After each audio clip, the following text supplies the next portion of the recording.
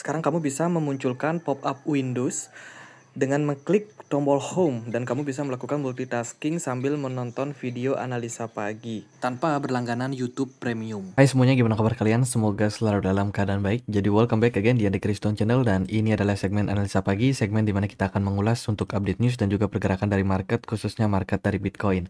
Hari ini kita berada di tanggal 23 Januari 2025. Akan ada beberapa sentimen data penting ya untuk hari ini dan juga besok. Jadi harus teman-teman pantau market.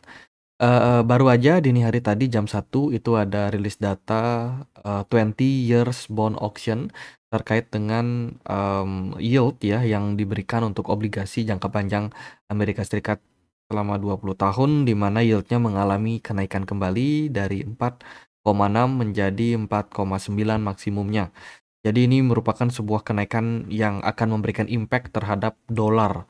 Aku perhatikan dolar US naik sekitar 0,1 ya, 0,1% untuk indeksnya. Ini menunjukkan terjadi penguatan impact dari obligasi yang memberikan return yang lebih tinggi. Kemudian untuk perdagangan hari ini kita akan dapat data penting yaitu initial jobless claim dari Amerika Serikat jam setengah 9 malam waktu Indonesia Barat nanti. Data tersebut tentu saja akan bisa menjadi faktor yang membuat pergerakan dolar cukup volatile. Selain itu juga jam 11 malam akan ada Presiden Trump yang speak. Jadi waspada dengan volatilitas di malam hari ini. Besok ada data penting yaitu terkait dengan Bank of Japan ya yang akan memutuskan terkait dengan suku bunga. Prediksinya sih Bank of Japan akan menaikkan suku bunga 0,25% atau 25 basis point yang merupakan jumlah kenaikan yang lumayan bakalan tinggi dan banyak market yang cenderung wait and see dalam posisi sekarang. Kemudian teman-teman kalau kita perhatikan juga dari beberapa kripto ya yang kemarin naik itu ada VTHO, kabarnya bakalan listing di Binance Perpetual Market. Selain itu juga proyek-proyek berbasiskan meme token dengan tema AI juga rally setelah kemarin Donald Trump sempat membicarakan sedikit tentang AI dan juga seperti apa mereka akan mensupport pertumbuhan dari AI. Itu ada dana yang mereka donasikan atau berikan ya untuk mensupport proyek-proyek pengembangan AI. Jadi proyek-proyek AI kemarin ada sedikit improvement secara harga. Sebelumnya aku mau informasikan dulu teman-teman di toko kripto saat ini ada bagi-bagi angpau ya yang akan diberikan untuk teman-teman yang tertarik untuk menjadi VIP toko kripto. Jadi syaratnya ini periode kampanye ini dari 20 Januari sampai 19 Februari. Syaratnya gimana? Untuk user baru agak tinggi standarnya, yaitu teman-teman wajib untuk menyelesaikan KYC tahap pertama, kemudian melakukan deposit selama periode campaign minimal 80 juta rupiah, dan teman-teman akan berpeluang mendapatkan cashback sampai 888 ribu rupiah. Serta teman-teman wajib melakukan trading minimal 1,5 miliar rupiah untuk mendapatkan sekitar 3.888.000 rupiah sebagai rewardnya. Nanti teman-teman akan mendapatkan fee atau pemotongan biaya sekitar 25 basis point dari setiap trading yang kalian lakukan. Jadi banyak keuntungan kalau teman-teman menjadi VIP member dari toko kripto. Gitu. Untuk pengguna lama, syaratnya lebih gampang. Kalau teman-teman menyelesaikan KYC sebelum 20 Januari 2025, teman-teman bisa untuk mendapatkan VIP-nya dengan cara melakukan trading atau memiliki volume trading kurang dari 1,5 miliar ya, bisa apply. Kemudian kalau teman-teman deposit minimal 80 juta juga sama bisa mendapatkan reward sampai 888.000 rupiah, dan kalau teman-teman trading minimal atau setidaknya sekitar 1,5 M juga akan bisa mendapatkan reward. Itu jadi intinya adalah syarat yang lebih sulit diberikan untuk pengguna baru, tapi untuk pengguna lama ini sangat-sangat terbuka untuk teman-teman, dan sama ketentuannya teman-teman bisa mendapatkan potongan biaya transaksi sampai 25% untuk setiap trading yang kalian lakukan di toko kripto. Buat yang tertarik untuk apply, bisa cek link yang ada di kolom deskripsi. Itu ya, jadi lumayan ada beberapa sentimen yang cukup bagus. Kemarin juga ada BlackRock, Larry Fink itu menyampaikan katanya Bitcoin bisa claim level sekitar 700 ribu US dollar ya di masa mendatang. Ini disampaikan langsung oleh Larry Fink terkait dengan wawancara yang dilakukan, bagaimana outlook ataupun bagaimana pandangan beliau terhadap Bitcoin untuk kedepannya. Beliau melihat bahwa banyak institusi yang bakalan masuk, kemudian negara-negara juga akan menjadikan Bitcoin sebagai cadangan reserve, belum lagi hedge fund dan ya hedge fund dan manajer investasi itu akan banyak sekali membeli produk-produk dari Bitcoin spot ETF yang tentu saja akan membantu untuk menaikkan harga dari Bitcoin itu sendiri. Selain itu pula dilihat dari pengembangan institusi besar yang sudah mulai melirik menjadikan Bitcoin sebagai cadangan reserve. Itu adalah faktor-faktor yang bisa mendukung dari kenaikan Bitcoin ya dari saat ini ada di 100.000 menjadi 700.000. Tapi ini masih long term ya. Ini perspektif long term dari Larry Fink. Kemudian ada 33 crypto ETF yang saat ini sedang dalam posisi menunggu konfirmasi, teman-teman. Jadi ada banyak sekali produk ETF yang mulai bermunculan setelah dari Gary Gensler, ketua SEC yang lama mundur, ya kan digantikan dengan Ueda. Sementara ini yang merupakan salah satu tokoh yang juga pro sama kripto gitu. Jadi kabar terbaru memang SEC melalui chairman yang baru ya, acting chairman-nya yaitu Ueda baru saja menginformasikan bahwa dia akan membuat new crypto task force atau semacam peraturan kripto ya yang baru yang harapannya akan lebih condong mendukung pengembangan dari proyek kripto ke depannya. Seperti itu. Jadi ini merupakan sebuah sinyal bagus sih untuk pengembangan Bitcoin and altcoin tentunya. Kemudian pendiri dari Silk Road ya, yaitu Ross Ulbricht. Ini dia dikabarkan bebas teman-teman sesuai dengan yang namanya janji pidato dari Donald Trump ketika Bitcoin Conference. Ya, dia sempat pidato tuh, dia berjanji akan melepas anak muda yang bernama Ross Ulbricht. Dia adalah pendiri dari Silk Road, sebuah platform seperti marketplace gitu, di mana di dalamnya itu ada transaksi gelap kayak narkoba, seperti perdagangan senjata juga, senjata ilegal ya, yang salah satu alat transaksinya itu menggunakan Bitcoin. Platform itu sudah ditutup kasusnya di tahun 2015 dan Ulbricht sendiri memang sudah sempat mendapatkan banyak cuan tuh dari pengembangan platform dari pengembangan platform marketplace tersebut gitu. Dan kalau teman-teman tahu Silk Road itu memang nama yang tidak asing ya. Kenapa? Karena dari Department of Justice itu kan sudah menahan aset-aset sitaan tersebut ya kan, disita oleh Amerika Serikat. Jadi kalau teman-teman sudah ngikutin market crypto sejak 2022 sampai 2023, teman-teman pasti tidak asing dengan likuidasi yang dilakukan oleh Amerika Serikat. Nah, itu hasil dari jarahan Silk Road ya. Tuh. Jadi si anak muda ini yang sangat menurut saya menjadi salah satu orang yang cukup berani sih menjadikan Bitcoin sebagai salah satu aset yang digunakan untuk transaksi di market gelap. Dan menjadi sejarah juga untuk Bitcoin waktu itu.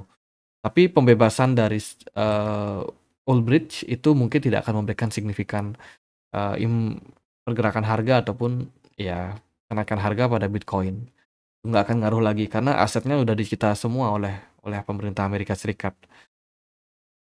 Lalu berita yang lain adalah terkait dengan Tornado Cash ya, salah satu platform juga yang memang disangka merupakan salah satu platform yang digunakan untuk pencucian uang dan juga kasus fraud di market crypto itu dikabarkan juga sudah clear ya, sudah bebas, di mana semuanya bisa dibilang berlangsung dengan damai, tidak ada yang ditahan, teman-teman, dan kasusnya pun juga sudah berakhir di sini, di pengadilan sudah berakhir gitu. Jadi ya beruntung sih founder dari Tornado Cash ya.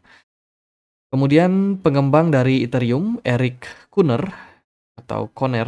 itu dia mundur teman-teman. Dan ini impact daripada polemik yang terjadi pada internal dari Ethereum. gitu. Jadi akhirnya salah satu orang yang juga mengembangkan Ethereum sejak 11 tahun yang lalu akhirnya mundur, dikabarkan akan mendevelop project AI yang terbaru gitu. Jadi Eric Corner keluar dari Ethereum meskipun kabar tersebut ditepis oleh petinggi-petinggi Ethereum kayak Vitalik Buterin juga menepis hal tersebut.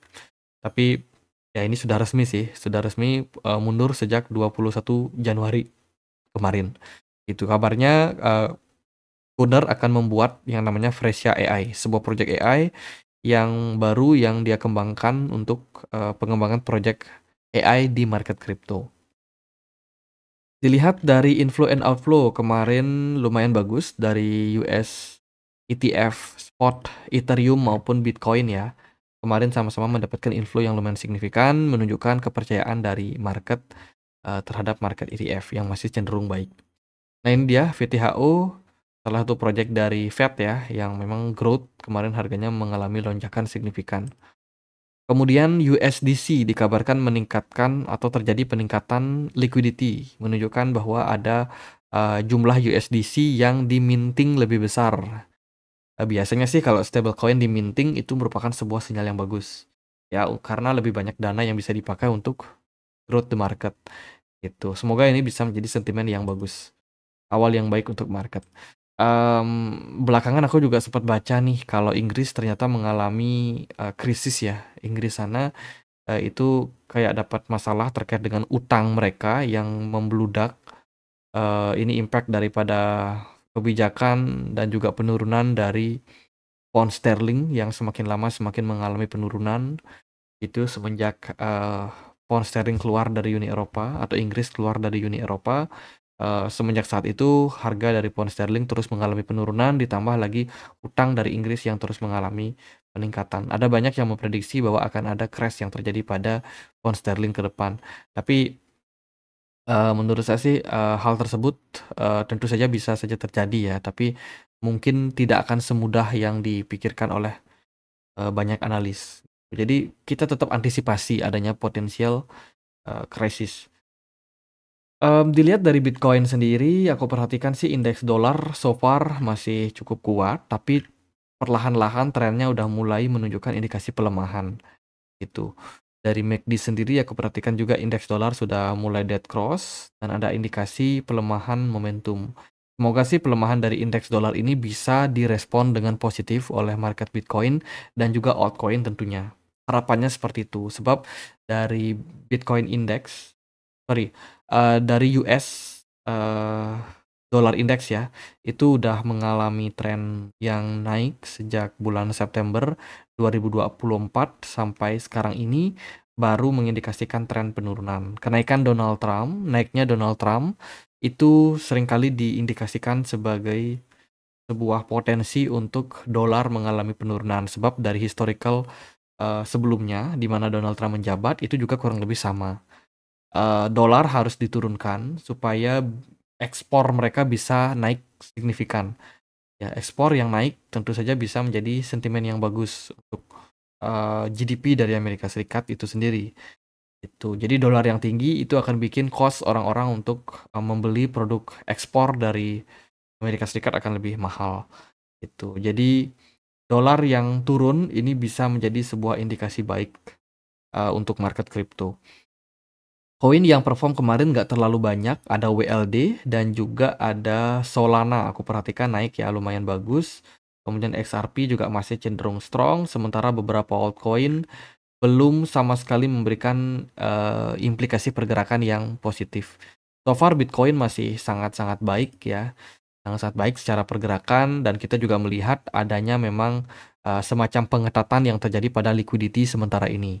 Jadi secara inflow ketika Bitcoin menyentuh level 100.000, dilihat dari data Glassnode ya, ini sudah mulai terjadi pelemahan untuk jumlah transaksi yang masuk pada Bitcoin. Tapi pelemahan tersebut adalah hal yang wajar selagi pergerakan Bitcoin bisa tetap bertahan di atas level 100.000.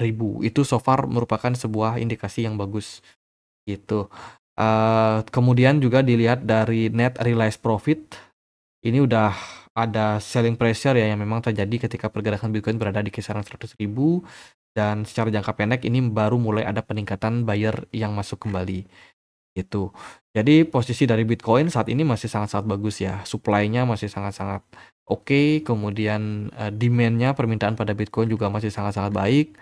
Memang terjadi semacam volatilitas karena dilihat dari pemegang Bitcoin jangka pendek itu banyak yang melakukan penjualan di awal bulan Januari kemarin gitu. Namun untuk saat ini permintaannya sudah mulai meningkat ya ketika Donald Trump dilantik gitu. Jadi dari data menurut saya sih semuanya positif aja untuk Bitcoin ya. Sinyalnya menunjukkan masih ada implikasi yang bakalan positif ke depannya dilihat dari data-data on-chain.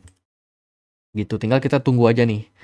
Tunggu aja kapan Bitcoin bisa growth. Sebenarnya posisi dari Bitcoin saat ini sangat-sangat bagus. Tapi yang memang masih mengkhawatirkan adalah posisi altcoin.